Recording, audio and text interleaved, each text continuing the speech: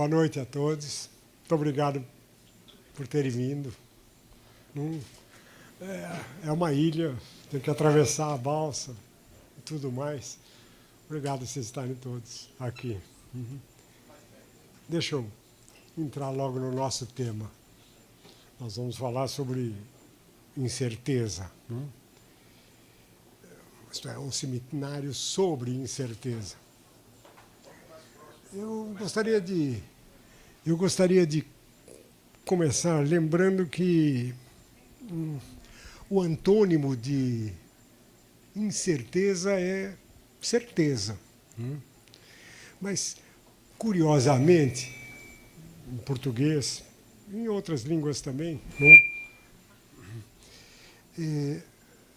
nem mesmo o certo é certo.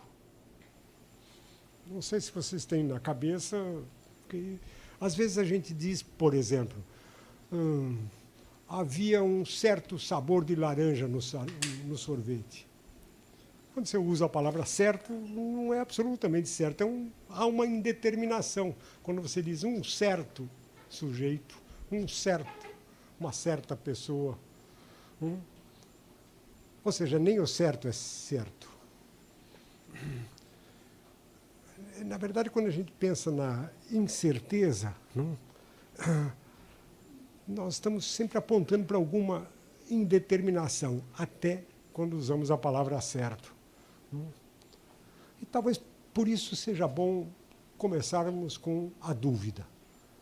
Eu prefiro começar com a dúvida. Eu anunciei para todos que o meu tema seria dubito ergo sum. Não duvido, portanto eu sou.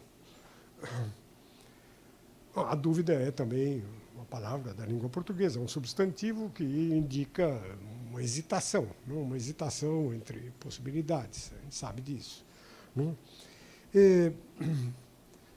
Para evitar, com algum êxito, uma possível dúvida, normalmente a gente encara a realidade. Qual é a dúvida? Mas veja, isso aqui é um copo, não há dúvida. A realidade é sempre uma forma de a gente enfrentar a dúvida e passar por cima dela. Só que essa é uma tradição muito antiga, ela vem da antiga Grécia, que se firmou no Ocidente, em torno dessa hipótese. A realidade, quando você conhece, ela dissipa as dúvidas. Por aí, tão simplesmente como isso. Mostre as suas evidências e as dúvidas desaparecem. Essa é uma tradição persistente no pensamento ocidental. Nesse sentido, a noção primitiva para enfrentar a dúvida é a noção de verdade. Vere dictum. Veredito dos juízes dizem, diga a verdade, isto é, encare a verdade e não haverá mais dúvida. Mas o que é verdade? Essa é uma pergunta de centenas de séculos e que se espalha por vários lugares.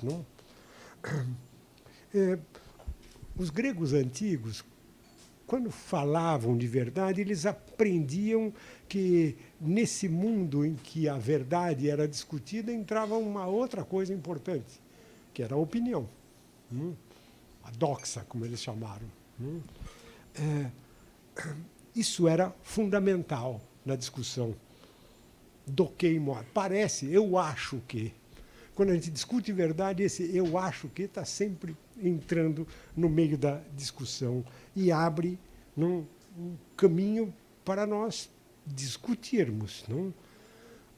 Aquilo que permite você passar do eu acho que para a verdade é você descobrir que os dois estão falando da mesma coisa. Mas o que é o mesmo? O que é a mesma coisa? No mundo que nós vivemos, nós sabemos que as coisas se repetem. Esta mesa estava ontem aqui, é a mesma mesa. E estava aqui já o ano passado, e há alguns anos desde que minha mulher mandou fazê-la. É a mesma mesa. Não? Isso é fácil de identificar. Não? Mas, quando nós olhamos para outros fenômenos, como a ação humana, a coisa já complica. Não? É possível nós dizermos não, que a ação humana ela é fluida, ela corre. Não? Eu nado todos os dias e nado o mesmo trajeto. Mas será que é o mesmo? O que quer dizer o mesmo nesse caso? Nós sabemos, desde a antiguidade, quem disse isso foi Heráclito, não? Ninguém poderá atravessar o mesmo rio duas vezes. Eu nunca nado a mesma natação. Eu sei que é diferente. A palavra que a gente fala, ela flui. Eu acabei de dizer, a palavra que a gente fala, ela flui. É a mesma frase, mas já não é mais a mesma frase, porque a outra ficou para trás. Quando a gente pensa na ação, essa identificação do mesmo se torna muito mais complicado. Um pianista, o nosso pianista está por aqui, um pianista sabe disso. Ele é capaz de tocar a mesma peça, mas certamente toda vez que ele toca não é a mesma. Isso é intuitivo. Lá na antiguidade, Aristóteles percebia isso, quando ele dizia as coisas não acontecem do mesmo modo. Existem algumas coisas que se repetem sempre. São as coisas necessárias, diz ele. Mas existem algumas coisas que às vezes não acontecem. E quando elas não acontecem, quando existe uma falha, eu tenho um fenômeno muito importante, que ele reconheceu como o fenômeno do acaso. Existem coisas necessárias, coisas frequentes, existe o acaso.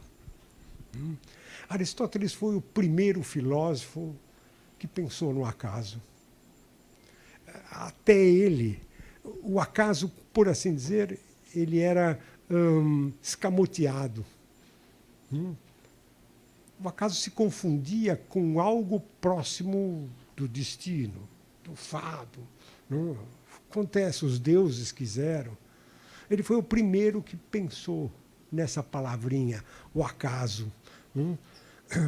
E pensou em termos de o acaso é aquilo que falha no necessário. Mas o que quer dizer isso? Pensando no acaso, disse ele,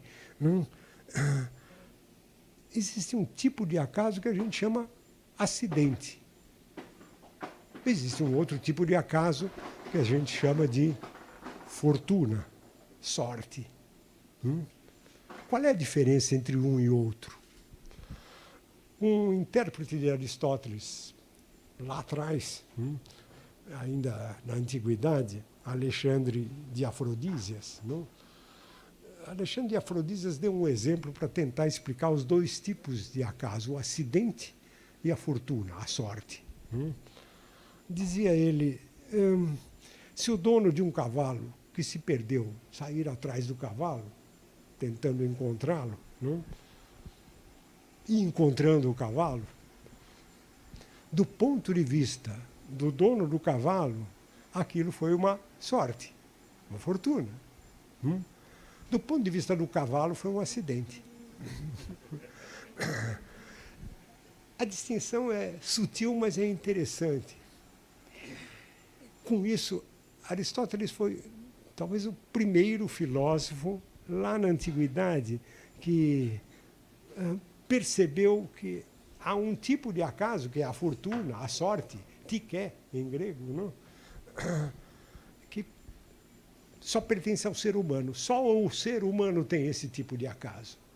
Porque só o ser humano busca conscientemente alguma felicidade, dizia ele. Só os agentes humanos são capazes de fortuna, de sorte. Os animais, as coisas brutas, obviamente, não. O ser humano busca a sua felicidade, dizia ele. Mas a felicidade humana depende do acaso. Literalmente, depende de fortuna. Depende dos bens que você consegue, depende de beleza, de você ser um cara bacana, da inteligência. Tudo isso é acaso. Não? Com isso, Aristóteles foi realmente o primeiro que colocou o acaso dentro da vida humana. A vida humana precisa de acaso. Não? Até porque, sem o acaso, é impossível nós pensarmos a felicidade humana, dizia ele. Mas o acaso, sendo aquilo que quebra a necessidade, que cria o frequente, ele traz uma certa inquietude. Como se enfrenta o acaso? Pensava ele lá na antiguidade. Como vencer o acaso e como, nesse sentido, triunfar sobre dúvidas, sobre as diferentes possibilidades que o acaso traz para a vida humana. Embora as circunstâncias que a nossa vida, que compõem a nossa vida, as nossas ações sejam fluidas, quando eu realizo as mesmas coisas, o mesmo passeio, interpreto a mesma música, toda vez que isso acontece, nós percebemos que há uma série de circunstâncias que nós temos que observar. E esse é um modo como nós vamos, dizia ele, lidando com o acaso. Repetir as mesmas razões, os mesmos motivos, tentar atualizar os mesmos fundamentos, é um modo como a gente lida com o acaso e vai tentando superar a dúvida. Na nossa vida social, a gente está sempre fazendo algo nesse sentido. E por isso, naqueles 3 tipos de situação, as coisas necessárias, as coisas frequentes e o acaso, dizia ele, é preciso a gente olhar um dado importante para conviver com o acaso, que são os resultados. O resultado é um ponto importante para a gente lidar com o acaso. Por assim dizer, o resultado é o momento em que o acaso se corporifica e aí a gente consegue dominá-lo.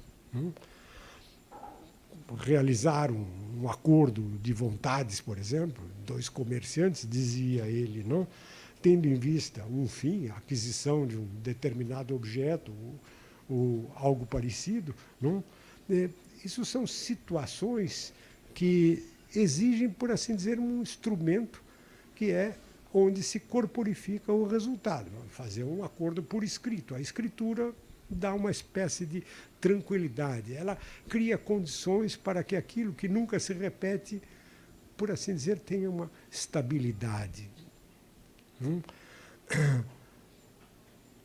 A estabilidade se alcança, portanto, pensava ele, na medida que a gente consegue dominar o tempo que passa. Isso é um fator fundamental aí dentro. E aqui ele introduzia um outro fator importante. O acaso surge na medida em que as coisas estão dentro do tempo, correm dentro do tempo. Mas o que é o tempo? Outra pergunta perfeitamente possível de ser feita. Eu daria aqui um salto no tempo e pensaria nas Confissões de Santo Agostinho. Santo Agostinho tem uma percepção do tempo muito curiosa, e que o leva a uma espécie de dúvida angustiante. Nas Confissões ele diz, o que é o tempo. O tempo que passou não é mais, foi. O tempo que vem ainda não existe. Ainda virá. Então não é também. Entre o tempo que foi e o tempo que ainda não veio, o tempo é aquele átimo que está exatamente na linha entre um e outro. Mas, dizia ele, esse átimo, ele é sempre passado e futuro, passado e futuro, passado e futuro. Ele nunca é. E daí ele concluía, o tempo não é nada. O tempo não existe. O tempo é nada. Agostinho pensava no tempo cronológico, Cronos, esse Deus que comia os próprios filhos e que nos arrebenta a todos, vai nos levando, que não é nada, está sempre passando. E por conta disso traz essa sensação de que as coisas não se repetem, tudo passa, tudo passa, tudo passa. E que, portanto, tudo é um acaso contínuo. Como é que a gente lida com isso? Não? O que Agostinho propôs, pensando desse jeito, foi, para eu enfrentar o acaso, aquele que nunca está palpável, que eu possa agarrar, eu preciso crença, preciso acreditar, disse ele, ou dizia ele.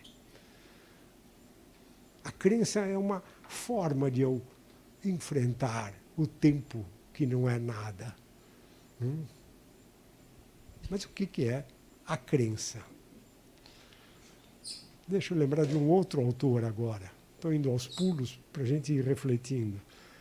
Me lembro agora de Goethe, o autor alemão, no Fausto, no chamado Fausto II. Tem duas partes, Fausto II. No Fausto II, Goethe faz com que Mefisto leve Fausto a um palácio de um imperador. Eles se apresentam no palácio num momento crucial, em que o imperador está desesperado. Está desesperado e grita, dinheiro, eu não tenho mais dinheiro. O país está o meu reino está em ruínas. Eu preciso de dinheiro. E ele vai em cima do seu ministro da Fazenda com toda a fúria. Pois bem, nesse momento é que aparece Mefisto. Mefisto entra no corpo do bobo da corte e diz ao imperador, seu problema é dinheiro? Eu resolvo o problema. Nesse momento, toda a corte dá risada, porque é o bobo que está falando. E o imperador, irritado, fala assim, vamos ver o que o bobo tem a falar. E nessa hora, o Mefisto, isto é, o bobo, faz algumas solicitações e o imperador manda que elas sejam atendidas. Ele pede um papel, uma pena, tinta, se senta e diz ao imperador, o senhor está salvo. Está salvo com o quê? Com os tesouros que estão embaixo do seu palácio, das suas terras. Ao que o imperador diz, mas embaixo das minhas terras e do meu palácio não há tesouro nenhum. Ao que Mefisto diz, e alguém precisa saber disso? E escreve solenemente, saibam todos para os devidos fins, este bilhete vale 1000 florins. Garante a sua soma real o vulto do tesouro imperial em solo oculto. Pronto, está resolvido. Ele disse que, nesse momento, aí o Goethe, nesse momento, estava criado um outro tipo de dinheiro, que a antiguidade não tinha conhecido. A antiguidade conhecia dinheiro como alguma coisa palpável, que dava segurança, certeza. Agora nós entramos num domínio de um dinheiro que era pura e simplesmente crédito. Creia. Não? Nesse momento, diz o Goethe, o imperador fica alucinado, não? E grita: fraude tremenda, como é que meu povo vai acreditar nisso? Não? E aí o intendente-mor dele, o ministro da Fazenda, diz: agora já era, já aconteceu. Rápidos como um raio se espalharam, casas bancárias se criaram, todo papel é nelas honrado e pronto, com ouro e prata, claro, com algum desconto.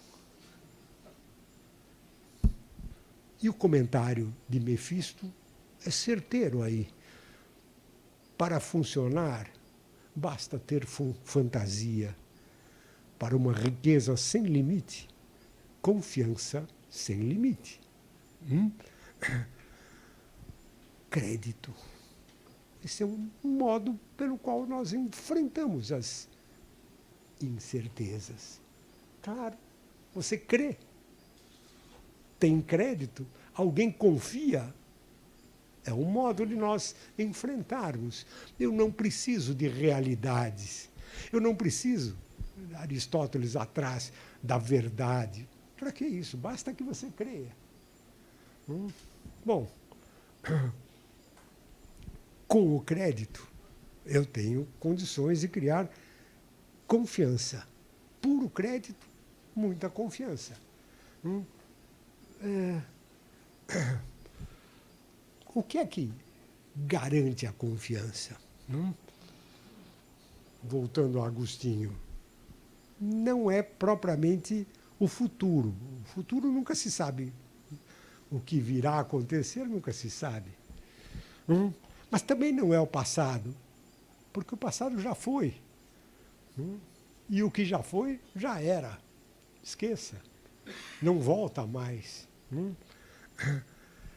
Como é que nós vamos conseguir crédito, acreditar em alguma coisa nesse correr do tempo?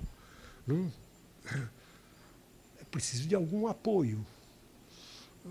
E Agostinho foi talvez o primeiro que buscou esse apoio, em vez de fazê-lo nas próprias coisas, na realidade, como tinha feito lá atrás Aristóteles. Falou: não é por aí.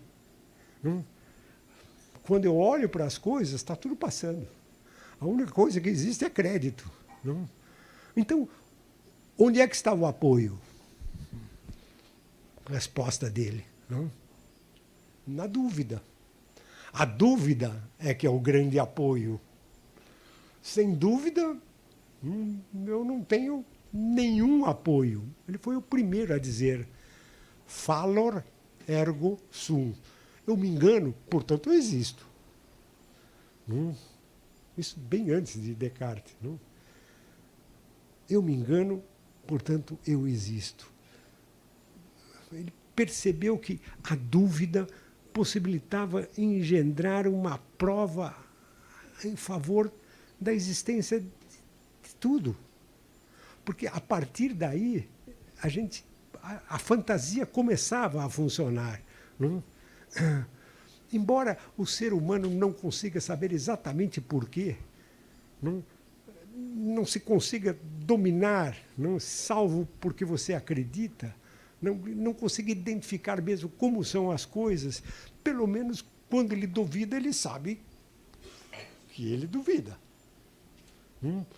E que, portanto, ele existe.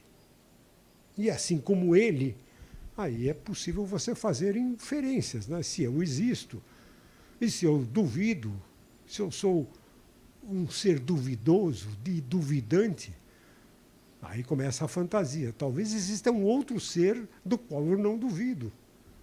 Deus. E aí vem toda a tranquilidade da alma, a partir da dúvida.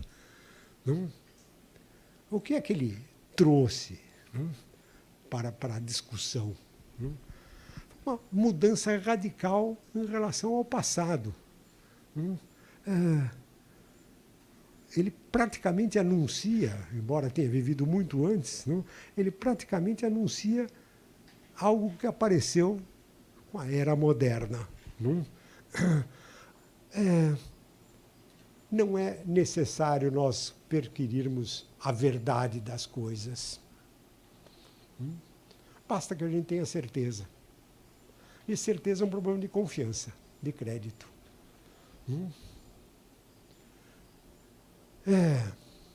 O verdadeiro é aquilo que se opõe ao falso. Verdadeiro, falso. A certeza se opõe ao erro. E com isso, você muda o modo de ver as coisas. O grande problema não é saber o que é o verdadeiro, em oposição ao que é o falso. A grande dicotomia é lidar com o certo e com o errado. Mas o que é o errado? Onde está o erro? A resposta que veio com a era moderna foi muito clara. O erro está no método. E com isso, nós entramos num mundo completamente diferente do que existia na antiguidade. Fazer ciência é pensar metodicamente. O método tem que tomar conta da ciência. Método é aquilo que me impede de errar e, portanto, adquirir certeza. Fazer ciência é realizar metodicamente o seu próprio pensamento. Essa foi a imensa mudança que ocorreu na era moderna. Nós pensamos, fazemos ciência de um modo diferente daquilo que se fazia no passado. A ciência no passado era, por assim dizer, ela era inteiramente formada em pensamentos identificadores da verdade. É isso que a gente precisava saber, o que é a realidade, como ela é, quais são as causas, etc. A ciência moderna muda. Fazer ciência é criar hipóteses e tentar verificar as hipóteses. Só que quem verifica a hipótese, além de verificar, de se certificar, também tem que fazer um trabalho de refutação. Tem que mostrar que o outro está errado. Enfim, você entra num terreno completamente diferente. E nesse terreno em que um refuta, que o outro certifica, enfim, que nós buscamos um método, tem que haver algo que produza certeza. O que é isso? A resposta da era moderna a gente conhece. Chama-se pensar matematicamente. A matemática é o método capaz de me fazer pensar. E isso funciona para tudo. Não esquecer que é dessa época, ou já lá pelo século XVIII, que surge essa expressão que tem a ver com a teoria do Estado, chamado estatística, que estava em moda agora, nas pesquisas e nas brigas em torno das pesquisas. Por que eu creio na pesquisa? Pelo método. Se você mostra que o método está correto, matematicamente, aquilo é um motivo de crença. A dúvida se dissipa. Pois bem, nessa situação, ocorrem algumas cisões muito curiosas. A primeira cisão é entre ciência e religião. Tudo é crença? Sim, mas a crença científica é método matemático. Tudo é crença? Sim. Mas existe uma crença inferior, que metodicamente não se sustenta, chamada moral. Do outro lado, existe uma outra muito mais rigorosa, chamada direito. Não sei se é, mas, enfim, é o que se pensou nessa época. Direito, moral, ciência, religião. O que é preciso para nós constituirmos um método matematicamente capaz de nos dar certeza? Nós precisamos de uma base, um ponto no qual nós nos afirmamos. A ciência moderna é a época que surge a noção de sistema, com uma unidade, com um ponto de unidade. E cada uma das ciências foi descobrindo qual era o seu ponto de unidade para ter certeza. No direito, nós criamos um negócio chamado direito subjetivo. É onde a gente se agarra. Direitos subjetivos fundamentais. Na economia apareceu a ideia de interesse, que depois entrou um pouco dentro do direito subjetivo. Com a noção de interesse, eu agarro todas as incertezas possíveis e tento dar a ela uma base, alguma coisa que me permita dar uma certa tranquilidade. Pois bem, nessas circunstâncias, o que é que, afinal, me permite vencer a dúvida que é o meu ponto de partida? É uma espécie de autojustificativa.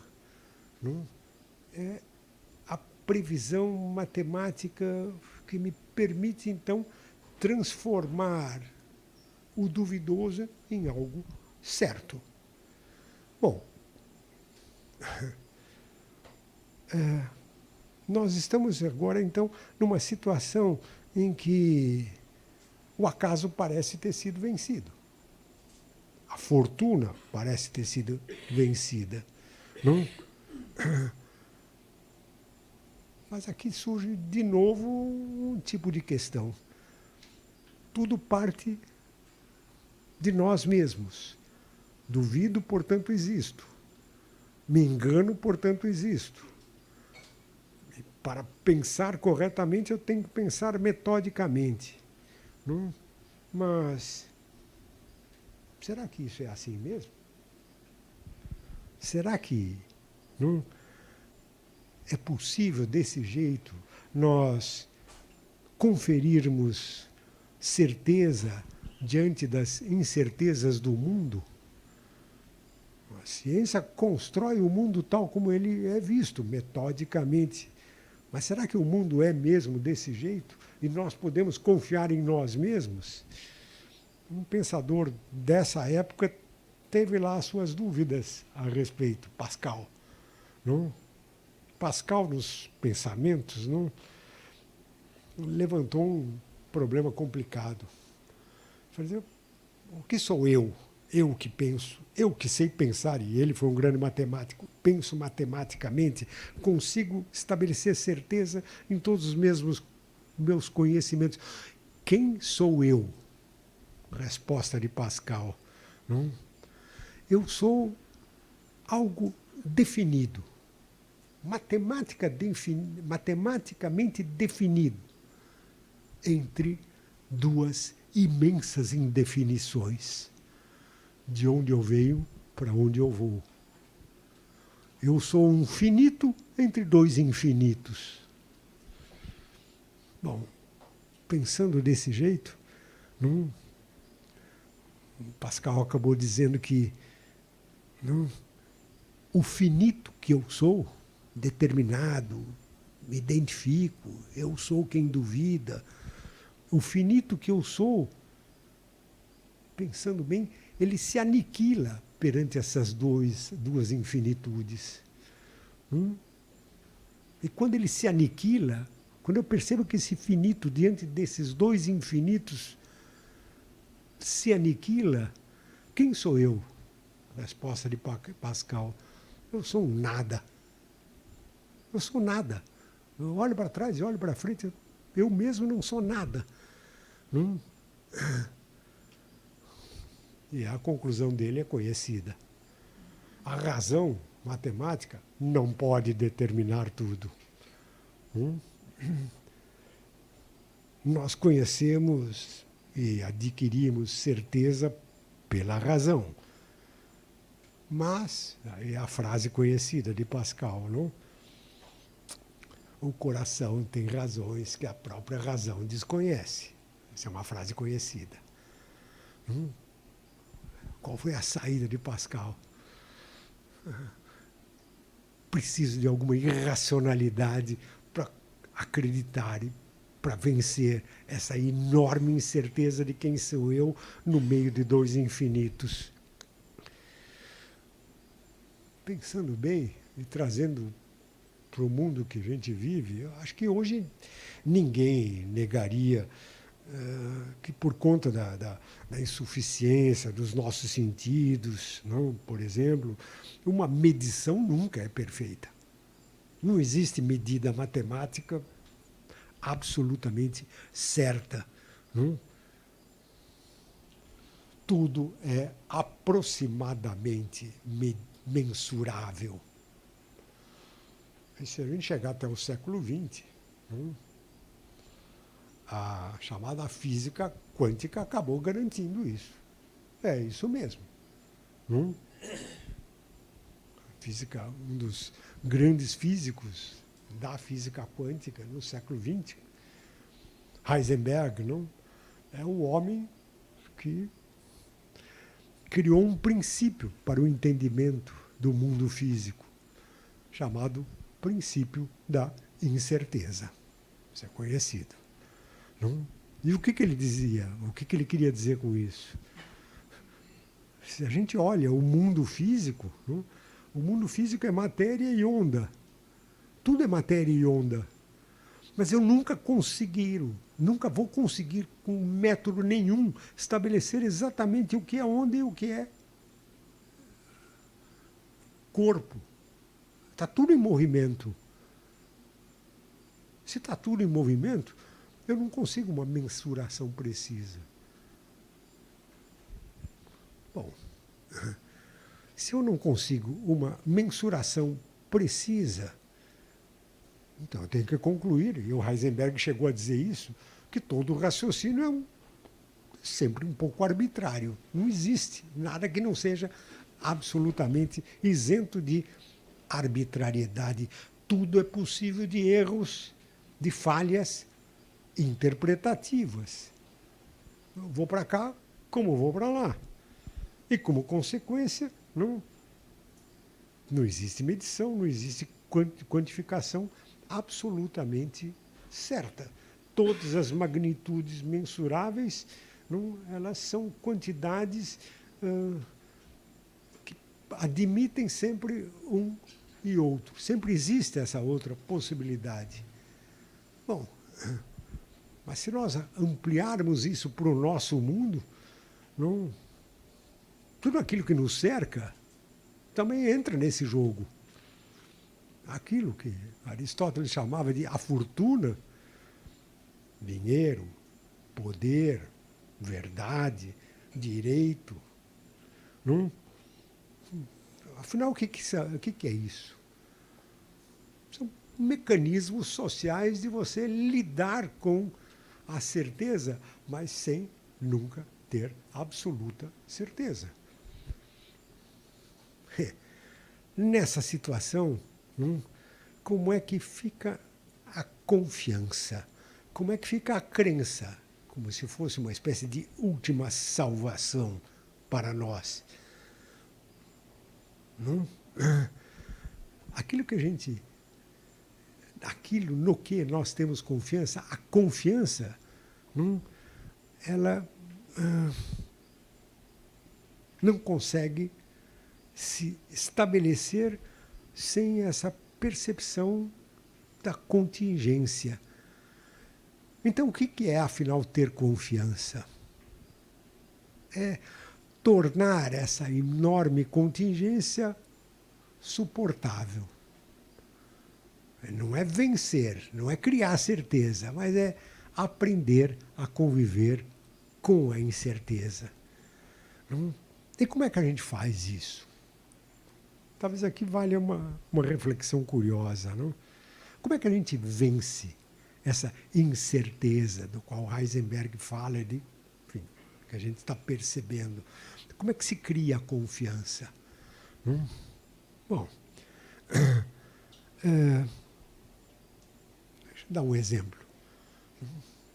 Alguém que saia de casa e vá para o ponto do ônibus, para esperar o ônibus, provavelmente ele vai saber que o ônibus pode se atrasar, o ônibus pode passar tão cheio que nem para no ponto e vai embora, não? Mas existe também a hipótese de que o motorista do ônibus, sei lá, durma na direção, tem algum problema, o ônibus vai em cima de todo mundo que está no ponto. Essa possibilidade existe? Existe. Mas certamente, não, quando a gente vai para o ponto do ônibus, você coloca essa possibilidade de lado. Você espera o ônibus. Se atrasar, pode ficar irritado, etc. Mas não que ele virá em cima de você. Como é que se vence, portanto, esse tema da incerteza? Como é que se cria confiança? A resposta seria: nós criamos um modo de suportar a incerteza, não? Por esquemas, vamos chamar, cognitivos. Regra e exceção. É um esquema cognitivo. Em geral, o ônibus se atrasa um pouco. Agora, é muito raro o ônibus ir em cima de todo mundo que estava lá no ponto. É um jeito da gente conviver com a incerteza. Não? Esse é um modo que tranquiliza o ser humano? Não totalmente. Não? Eu sei que assaltos acontecem em São Paulo, no Rio de Janeiro, enfim, nas grandes cidades do Brasil, a todo momento. Não?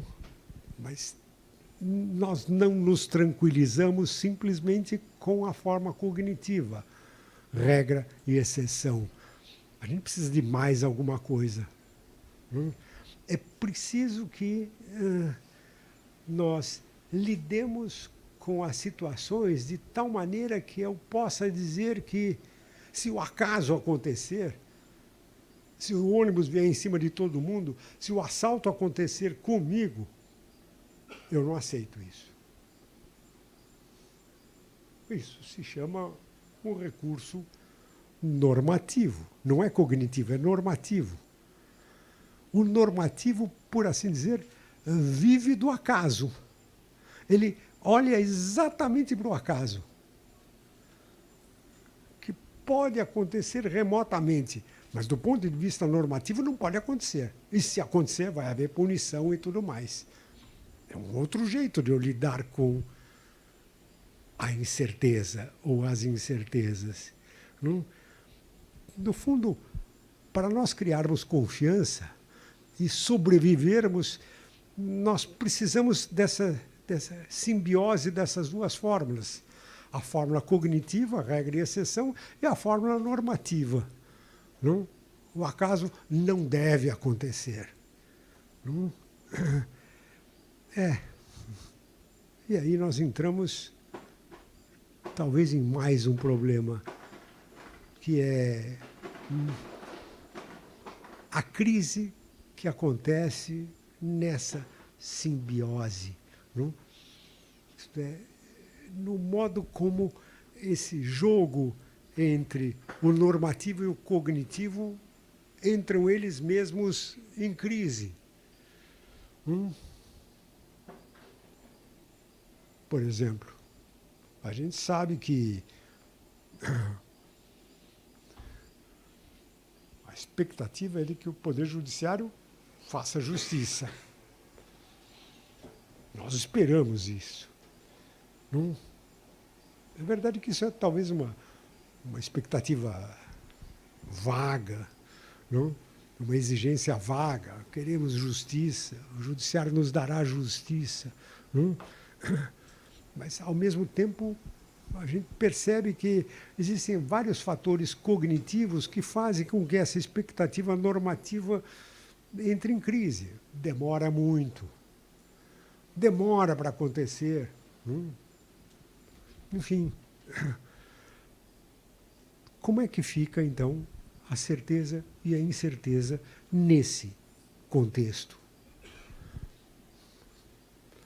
Aqui a gente entra, talvez, no ponto crucial do momento que nós estamos vivendo, que é o modo como nós estamos convivendo com a incerteza e lidando com ela cognitiva e normativamente. Eu me refiro ao modo como nós nos comunicamos hoje. Tradicionalmente, a comunicação humana foi sempre intersubjetiva, um com o outro. E o que a gente percebe que isso hoje está desaparecendo.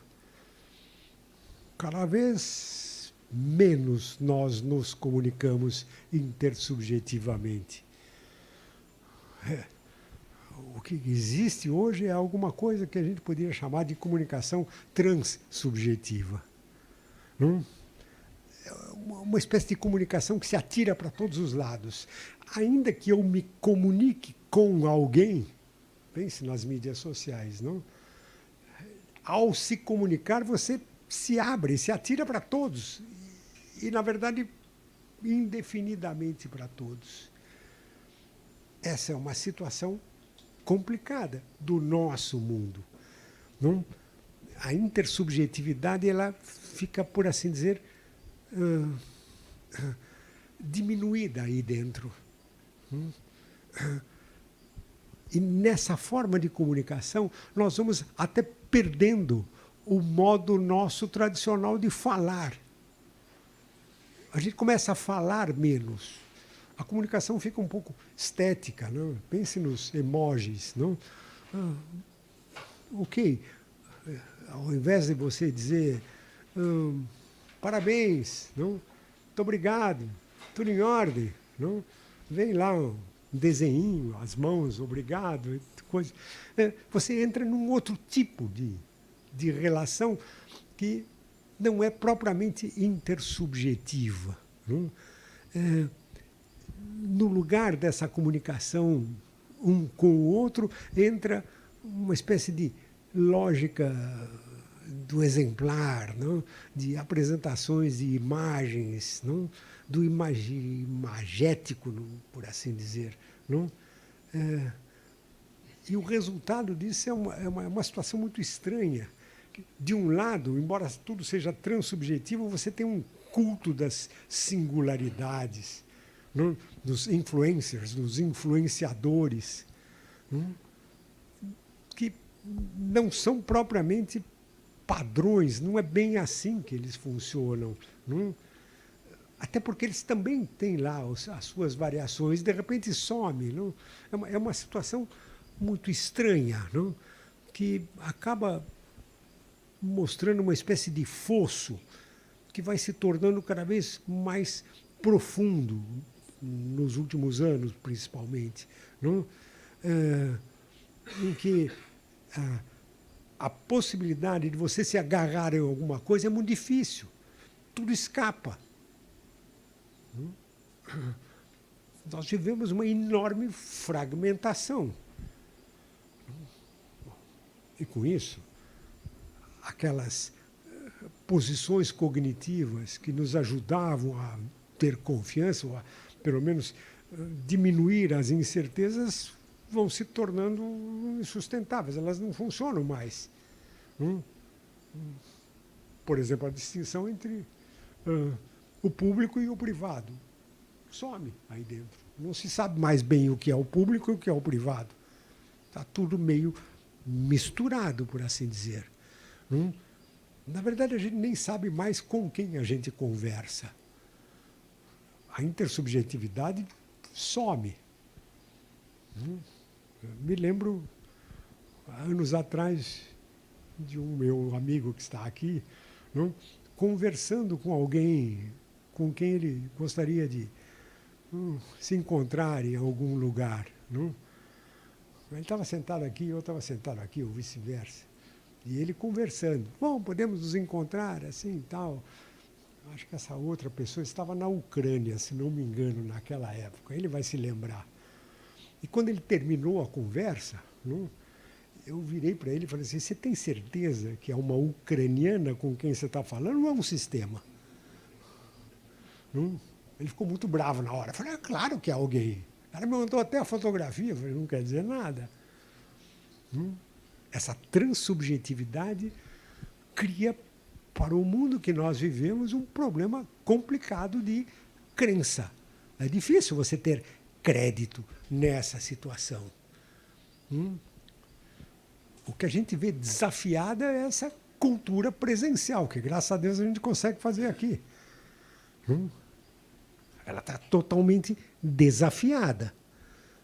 E aí, seguramente, a incerteza ganha configurações novas, difíceis de serem enfrentadas totalmente.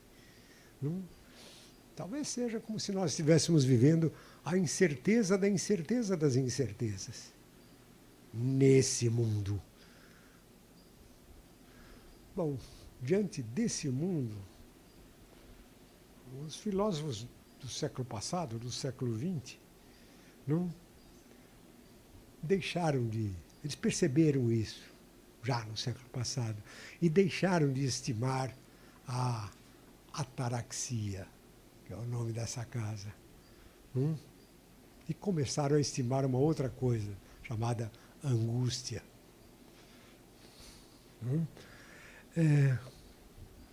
Essa liberdade como uma exigência infinita de cada um ser como é, não? E, ao mesmo tempo, como uma outra face do desgosto de ser como é. É uma coisa estranha. É como se nós abraçássemos o Deus que nos devora. E a gente vive o dia inteiro digitando. É o Deus que nos devora. Bom,